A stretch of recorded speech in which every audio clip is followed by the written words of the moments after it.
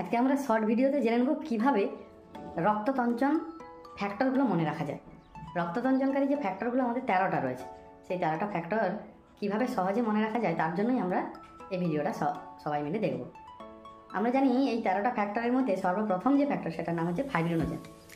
তাই যদি আমরা একটা ছড়ার আকারে এটাকে আমরা মনে রাখার চেষ্টা করি তাহলে খুব সহজেই আমরা মনে রাখতে পারি। ফুল পাম্পড়ির টানে কলেজের লেকচারার সুশান্ত আচার্য চুমকির সাথে পায়ে হেঁটে ফিরলেন।